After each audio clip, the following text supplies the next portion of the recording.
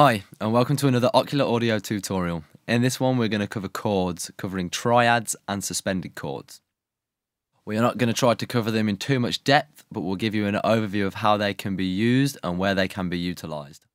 As per usual, if you take the link below, you can read more in depth about chords and this tutorial. In this tutorial, aim to visualise what we're trying to say in the article. In the article, we mentioned the difference between a major and a minor chord, and that being the flattened third in the minor chord compared to the major. If you look at the chords in a MIDI roll, such as here in Logic, you can see the construction of the chords. So here we can see three chords in the MIDI roll. We have the C major chord, which is constructed of C, an E, and a G. The C minor chord, C, E flat, which is the flattened third, and a G, and then a C diminished, which is C, the flattened third again, which is E flat, and then a flattened fifth, which is G flat. So we could ask the question, why are these chords used in these scales? I mean, why do we have the order major, minor, minor, major, major, minor, and then diminished? Why does it go in that order? The reason is because of the diatonic scale. So in there, the key is C, we have C, D, E, F, G, A, B. Now there's no sharps or flats. So let's take the second chord, which is D minor. If this was going to be a D major, it should be an F sharp, not an F natural. So taking all that into account, that D to F being a minor third interval is what makes it that major or minor feel. So take another chord, for example, we got F, which is the fourth chord. You've got an F and an A, which is a major third interval. These are the elements that make up what chord you pick in a diatonic scale. As touched upon in various points in the article, knowledge of chord construction is essential for a composer's skill set. This is due to the use of major, minor and suspended chords to help portray emotion of what is happening on screen, or to help tell an underlying storyline to what is happening visually. So let's just look at this, the suspended chords to reinforce what we're trying to say in the article. So let's take C major, which is our C, E and G. If we take that E note and raise it up a semitone to F, making it that perfect fourth, we've got ourselves a suspended chord. And what's great about these is it doesn't give any inclination to any major or minor notes. So therefore, it kind of leaves this indifference of, is it happy or is it sad? One area I'd just like to touch on lightly is that of looping within visual media. Especially within video games, when composing, you'll have a piece of music that may tend to loop over and over again. This means that the music has to be interesting enough so the consumer doesn't recognise when it's looping, or that it loops in such a way that you still keep the interest.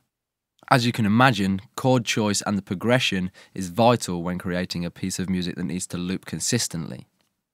The chords and their tones, along with the melody, need to be able to tell the story and help bring out the emotion while still being interesting and not boring.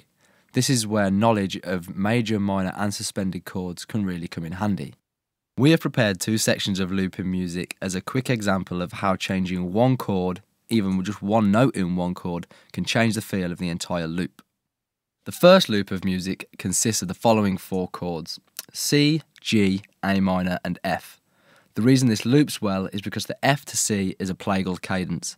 This is a very common cadence, just like the perfect cadence, which is a 5-to-1. A 5-to-1 in this case would be the G chord rounding to the C chord. Whilst this loop works well, it does get a bit boring because the chords are all the same, there's no flavour in the chords, they're all major or minor, and it just consists of four chords that loops over and over.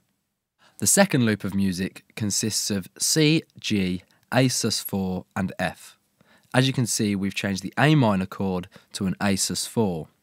It is this change in chord, the change in flavour, which brings some difference into this loop. If you put these loops together, the first loop and the second loop, rather than just looping one at a time, you can see how on the second time round, the change in chord brings a different feel to the piece and keeps the consumer interested, even if it's subliminally.